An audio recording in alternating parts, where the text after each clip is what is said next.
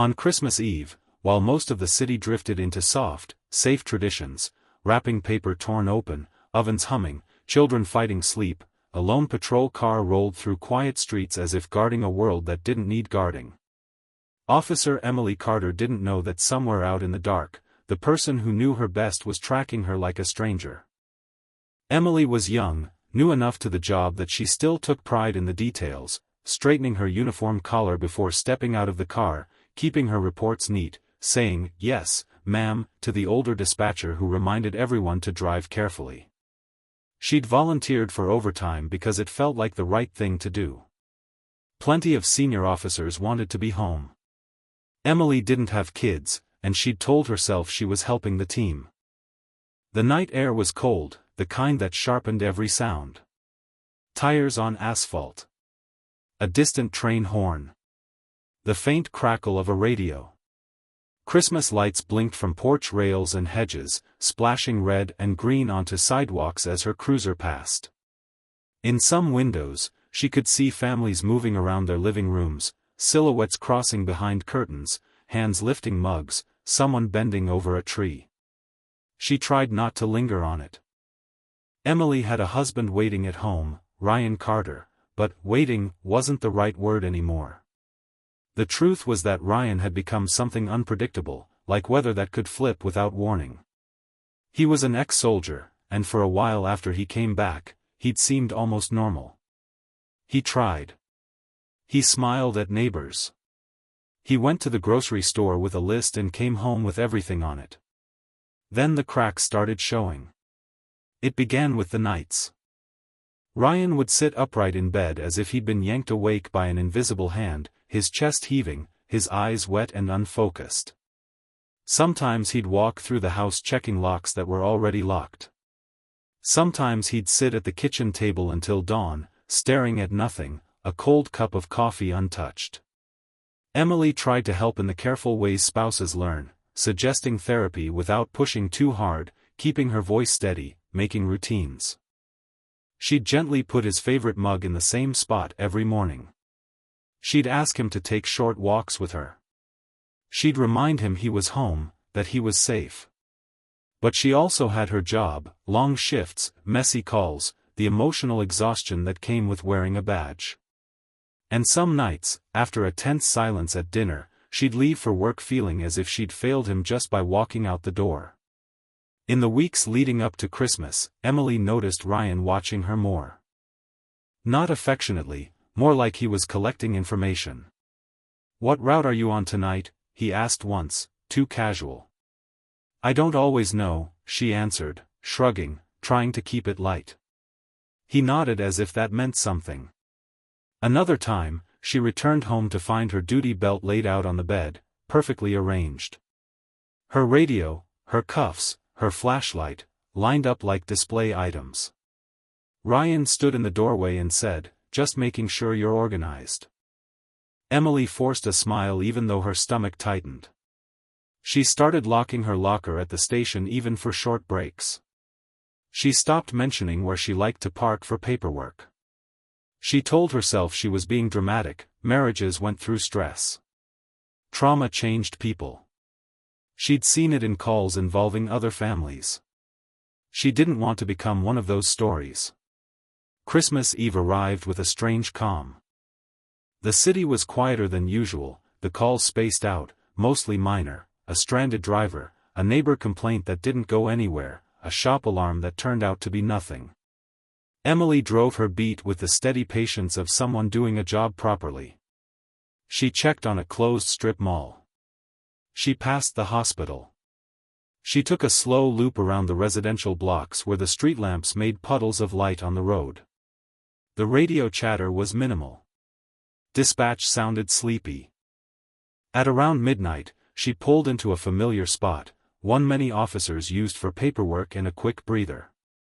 It wasn't hidden. It wasn't a lonely alley. It was well lit, predictable, and close enough to main roads that she'd always considered it safe. A place where you could sit for 10 minutes, type notes, sip lukewarm coffee, and feel, briefly, like your shoulders might unclench. The lot was empty. The overhead lights buzzed faintly. Her engine clicked as it cooled. Emily exhaled, rolled her shoulders, and opened her laptop mount to begin typing a report. The screen's glow softened her face in the rearview mirror. Her radio hissed quietly, like a restless breath. Outside, the holiday decorations continued their cheerful blinking, indifferent to everything. She was halfway through a sentence when she felt it, the tiniest shift in the air behind her, the kind you notice only when your instincts are trained. She froze for a fraction of a second, fingers hovering above the keys. Then the sound came, footsteps. Fast. Close. Emily's hand moved toward her radio, her heart jumping, her training kicking in. But before she could speak, a heavy force slammed into the back of her seat, and the world erupted into chaos. A sharp crack split the night. Her window flashed with a burst of light and shattered fragments. The smell, hot and metallic, filled the cruiser instantly. Emily lurched forward, stunned, struggling to turn, struggling to understand. Another crack. Her body betrayed her, pain blooming in a way her mind couldn't immediately process. Her hands fumbled, toward her belt, toward her training, toward survival. She tried to move. Tried to get out. Tried to make noise. But the attacker was close, and the attack wasn't random. It was controlled. Practiced. Waiting for this moment. Emily's service weapon came free in the chaos, her own hands trying to bring it up, or the attacker forcing it, or both in a tangle of panic and desperation. In the cramped space of the cruiser, sound became unbearable. The lights outside kept blinking as if it were just another ordinary night. Somewhere in the city, families slept peacefully. In the patrol car, time shrank down to flashes, the harsh glare of the overhead lot light, the radio hissing, the taste of adrenaline, the shock of betrayal so deep it felt like falling through the floor. And then, silence, except for the faint static of her radio, still waiting for her to answer. Minutes passed. Dispatch called her unit again. No response. A second call. Still nothing. The tone in dispatch's voice changed, alert, clipped. Another officer was sent to locate her. Then another. Tires rolled faster over streets that had been calm only moments ago. When her colleagues arrived at the lot, their headlights swept across the scene, catching the patrol car at an odd angle, door slightly open, interior lit by the weak glow of the laptop screen. For a split second, one of them might have hoped it was a technical issue, a dead radio, a bathroom break. Then they saw her. Officer Emily Carter was still there, in the place she always stopped because it felt safe. The Christmas lights nearby blinked on and off, painting the pavement with festive color that suddenly looked cruel. The officers moved quickly, voices urgent, hands shaking as they called it in, as they tried to do something, anything, against a reality that wouldn't bend. But the stillness of Emily's body told its own truth. And somewhere else, far from the flashing lights and panicked voices, the person responsible was already working through the next part of his plan, because this wasn't a crime that happened by chance. It was something that had been studied. Something that had been rehearsed in secret. And it had started long before Christmas Eve. By the time dawn crept in, the Christmas lights that had felt warm hours earlier now glared against the scene like accusations. Yellow tape fluttered in the cold air, snapping softly as patrol cars lined the perimeter. Officers moved with tight, efficient motions, their faces pale and strained. No one spoke above a whisper unless absolutely necessary. Emily Carter's patrol car sat frozen in place, its interior illuminated, its silence heavier than any sound. The radio still crackled now and then, dispatch calling out of habit, as if refusing to accept that no answer was coming. Word traveled fast through the department. Phones buzzed. Officers who had been home with their families pulled on uniforms and drove back toward the station, confusion turning to disbelief and then to a deep, hollow anger. Emily wasn't just another officer. She was someone who brought extra coffee on long nights, someone who volunteered for shifts others avoided, someone who talked about eventually training recruits. The crime scene told a brutal story. The angle of the attack. The positioning. The fact that 2 weapons had been involved. This wasn't a random encounter. It wasn't a traffic stop gone wrong or an ambush by a stranger looking for opportunity. This was personal. Investigators worked methodically, photographing everything, measuring distances, collecting shell casings. Among them were casings that immediately stood out, uncommon, expensive, not the kind picked up casually. A detective crouched near the rear tire, staring at one between gloved fingers, already sensing where this might lead. When they traced the ammunition type, the list of potential owners was short. Very short. Across town, as the city slowly woke to Christmas morning, officers arrived at the Carter home. The house looked ordinary, holiday wreath on the door, a single strand of lights along the roofline. No sign of chaos. No sign of struggle. Ryan Carter answered the door after several long knocks. He looked exhausted, eyes sunken, hair unkempt. He wore sweatpants and a faded shirt, as if he hadn't slept. When told why officers were there, his face folded into something that looked like shock. "What?" he asked, his voice hoarse. No, that's not possible." They told him Emily had been found during her shift. They didn't give details yet. They watched his reactions carefully. He covered his mouth with both hands and sank onto the couch, rocking slightly. "I tried calling her," he said. "She didn't answer. I thought maybe she was busy." It was believable. Too believable. Officers scanned the house. On a shelf in the spare room, they found weapon cases. Locked, but neatly labeled. In the garage, a workbench sat cleared and clean, almost obsessively so. No obvious signs of a struggle. No mess. But then there were the little things. A notebook in a drawer, filled with dates and times. Not grocery lists. Not reminders. Patrol shifts. Routes. Locations Emily frequented on late nights. A familiar parking lot circled more than once, the ink pressed hard into the page. Ryan said it was nothing. Just anxiety. Just worry. He said he couldn't help checking on her. He said he loved her. Investigators didn't argue. They collected the notebook. At the station, detectives pulled surveillance footage from nearby streets and businesses. Grainy images appeared on screens, headlights passing, a figure lingering in shadow, a vehicle parked longer than it should have been. The timestamp lined up perfectly with Emily's stop. Frame by frame, the figure moved with purpose, not hesitation. Then there was the cell phone data. Ryan's phone hadn't stayed home that night. It had traveled. Slowly. Carefully. Following a path that mirrored Emily's patrol. Stopping when she stopped. Waiting when she waited. When confronted with this, Ryan's explanations began to unravel. He stumbled over his words.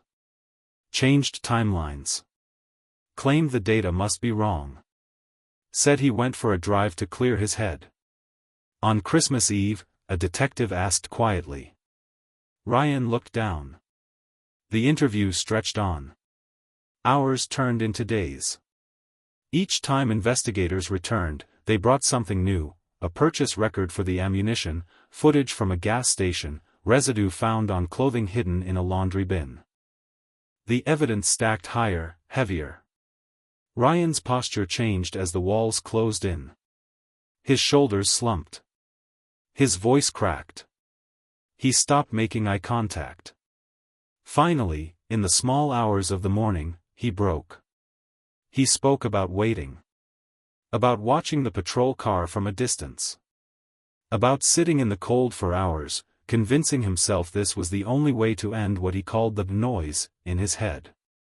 He said he didn't see Emily as his wife in that moment, only as a symbol of everything he had lost control over. He admitted to the attack. Admitted to knowing exactly where she would stop.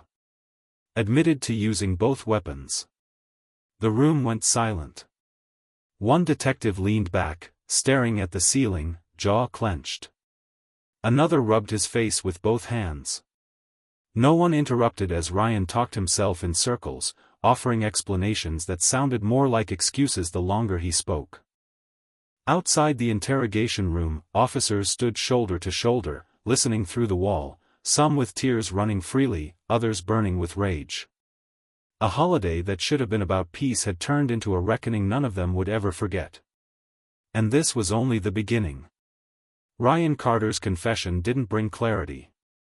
It brought more questions. In the days that followed, investigators pulled apart his past the way surgeons work through scar tissue, slowly, carefully, knowing everything they touched would hurt. His military records showed multiple deployments, commendations alongside incidents that hinted at strain. He had been evaluated more than once, diagnosed with severe psychological trauma, prescribed treatment plans he never fully followed. Friends from his unit described him as disciplined, quiet, dependable. After returning home, that discipline had curdled into rigidity. He struggled with crowds. With noise. With sudden movement. Emily had once told a coworker that Ryan mapped exits everywhere they went, even at restaurants. He says it helps him feel in control, she'd said, brushing it off. But control had become an obsession. Detectives learned that Ryan had started tracking Emily months before her death. He'd memorized shift rotations, learned how often routes repeated, noted which locations felt safest to her. He framed it as protection, telling himself he was watching over her, but the behavior crossed an invisible line long before anyone noticed. Neighbors recalled seeing his car parked blocks away late at night. A coworker remembered Emily mentioning that she sometimes felt watched, though she laughed when she said it, unwilling to take her own fear seriously. Inside Ryan's mind, fear and fixation blended together. During recorded interviews, his explanations drifted. He spoke about noise that wouldn't stop, about images that replayed without warning. He described feeling abandoned when Emily worked nights, convinced that the uniform mattered more to her than he did. When asked why he brought a weapon, he paused for a long time before saying, "Because I didn't trust myself without it." Psychiatric experts were brought in almost immediately. They spent hours with him, documenting his symptoms, testing his perceptions. Their conclusions were complex but firm. Ryan suffered from severe trauma, but he understood his actions. He knew the difference between right and wrong. He planned the attack. He waited. He chose the moment. Emily's family sat through briefings that felt unreal. Her parents clutched each other's hands, listening to details no one should have to hear about their child. Her younger brother stared at the table, jaw tight, refusing to cry in front of strangers. At the police department, Emily's locker became a quiet place of pilgrimage. Officers left notes, patches, small ornaments. Someone placed a folded flag on the bench beneath her name. No one touched it. The city learned quickly. News reports described the case as a tragedy layered with warning signs.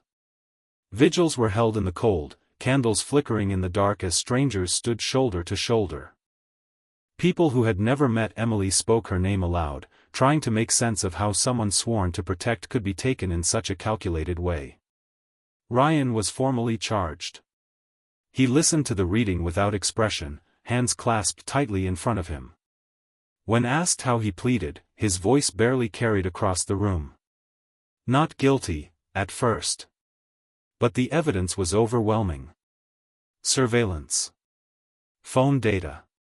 Physical proof from the house. His own recorded words. Day by day, the weight of it pressed down until even his attorneys could no longer argue against the inevitable. Behind bars, waiting for trial, Ryan began writing letters, long, rambling explanations filled with regret and self-pity. Some were addressed to Emily, though they would never be sent. Others to himself, as if he were trying to rewrite what had already been carved into reality. And as the trial approached, the question wasn't whether he had done it. It was how the court would measure responsibility against damage that could never be undone. The trial began under a gray sky that seemed unwilling to lift. Outside the courthouse, uniformed officers stood shoulder to shoulder, badges polished, faces set. Many of them had worked with Emily. Some had trained her. Others had answered calls with her just days before Christmas. Inside, the courtroom filled slowly. Emily's family sat together in the front row, her mother gripping a folded tissue so tightly it tore. Her father stared straight ahead, jaw locked, as if any movement might break him. Behind them sat officers in quiet rows, their presence both support and statement. Ryan Carter was brought in last. He looked smaller than he had during interrogation, thinner, his shoulders curved inward. When he sat, he kept his eyes on the table, avoiding the room, avoiding the faces that reflected the cost of his actions. The prosecution laid out the case carefully, piece by piece, as if building a structure that could not be shaken. They spoke of planning, of time, of choices made long before that night. Surveillance footage played on a screen, silent images of a figure waiting, pacing, returning again and again to the same location. Phone data followed. Timelines overlapped with chilling precision. Experts explained the ammunition, the residue, the physical evidence recovered from the house. Each detail landed like a quiet blow. When the prosecution described Emily's final moments, the courtroom grew so still that even the hum of the lights seemed loud. There was no dramatization, no excess. The facts were enough. The defense focused on Ryan's mental state. Psychologists testified about trauma, about how the brain can fracture under stress, about fear that never shuts off. They described nightmares, hypervigilance, emotional detachment. They spoke carefully, choosing words that acknowledged suffering without excusing behavior. Ryan listened to every word, his hands trembling slightly. When it was his turn to speak, he rose slowly. For the first time since the trial began, he looked toward Emily's family. His voice was uneven, cracking as he tried to explain himself, how he felt lost, how he believed he was protecting something, how his thoughts spiraled until they felt unstoppable. "I loved her," he said. "I didn't know how to stop what was happening in my head." No one responded. Love, the room seemed to agree, was not the issue. The prosecution's closing argument was brief but devastating. They spoke of accountability. Of choices made in silence. Of the danger of ignoring warning signs. They reminded the jury that understanding right and wrong mattered, and that Ryan had understood. The jury deliberated for days. Those days stretched endlessly for Emily's family, for her colleagues, for a city holding its breath. When the verdict finally came, the courtroom filled again, tension thick as fog. Guilty. Ryan closed his eyes. Emily's mother let out a sound somewhere between a sob and a sigh. An officer in the back row bowed his head. Justice, as much as it could be called that, had spoken. But the hardest part was still to come. Sentencing day arrived without ceremony. No holiday lights. No crowds outside the courthouse. Just a quiet line of people moving through security, each carrying a different version of the same grief. Ryan Carter stood as the judge reviewed the facts one final time. The courtroom listened to a summary they already knew by heart: planning, pursuit, intent, consequence. The judge spoke evenly, acknowledging Ryan's psychological trauma without allowing it to eclipse responsibility. Understanding suffering does not erase accountability, the judge said. When Emily's family was invited to speak, her mother rose first. Her voice shook, but she didn't stop. She spoke about birthday cards Emily would never open, about holidays that would always feel incomplete, about the sound of her daughter's laugh that still echoed in the house at night. Her father followed. He said less. He didn't need to say more. Several officers spoke next. They described Emily as dependable, compassionate, steady under pressure. They spoke of the gap she left behind on shift schedules, in patrol cars, in conversations that still drifted toward her name without warning. Ryan declined to make a final statement. He stared at the floor, jaw clenched, as if words had finally failed him. The sentence was life imprisonment, with the possibility of parole decades in the future. No one reacted dramatically. There was no outburst, no visible relief. Just a collective exhale, heavy and incomplete. Justice, in cases like this, never feels like victory. Ryan was led away, disappearing through a side door. That door closed softly, but the sound lingered. In the months that followed, the city tried to move forward. Emily's patrol area was renamed in her honor. A scholarship was established for recruits who embodied her work ethic. Her badge number was retired. At roll call, her name was spoken one last time, followed by silence instead of a response. At home, her family learned how to live around absence. Her mother kept Emily's room untouched for a long time. Her brother found himself dialing her number out of habit. Friends set an extra place at the table before remembering. Ryan's name faded from headlines, but the case remained a reference point, used in trainings, in discussions about warning signs, about domestic danger, about untreated trauma. It became a reminder that harm does not always announce itself loudly, that it can grow quietly in familiar spaces. For the officers who found Emily that night, sleep did not come easily for a long time. Some transferred units. Some sought counseling. Some carried the memory silently, replaying what they might have said to her, how they might have noticed something sooner. Time passed, because it always does. But nothing was ever quite the same. Years passed, measured not by dates but by quiet adjustments. Emily Carter became a name spoken with care, a presence felt more than seen. New officers joined the department having heard her story before they ever put on a uniform. Veterans mentioned her in low voices during late-night shifts, usually when the streets were calm and memories had too much room to surface. Her patrol route remained one of the quietest in the city, but no one ever described it as peaceful again. Officers who stopped in familiar places stayed more alert. Radios were checked twice. Paperwork breaks became shorter. What happened to Emily had changed the way safety was defined. At her family's home, time softened some edges but sharpened others. Her mother eventually packed away the decorations Emily had loved, unable to look at them without remembering the last Christmas Eve. Her father took long walks in the evenings, passing houses lit warmly from the inside, wondering how a place could feel so safe and still hold so much danger. Her brother carried her memory forward in quieter ways, defending victims, speaking openly about warning signs, refusing to let silence be the final chapter.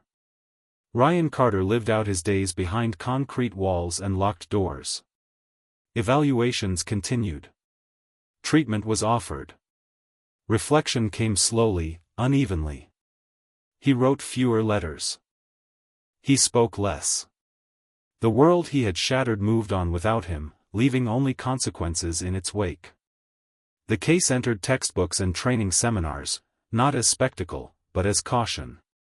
It was cited when discussing domestic danger, when explaining how fixation can hide behind familiarity, when reminding officers that strength does not make anyone immune. Emily's badge, framed and polished, hung in a place of honor.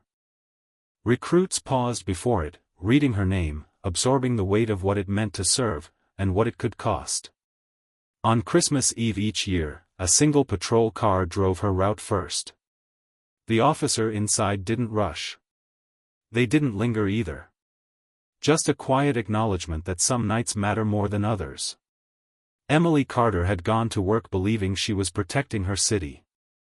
What she left behind was a lesson written in absence, that love can turn dangerous when fear is left untreated, that warning signs demand attention, and that a single act of violence can ripple outward, changing countless lives forever.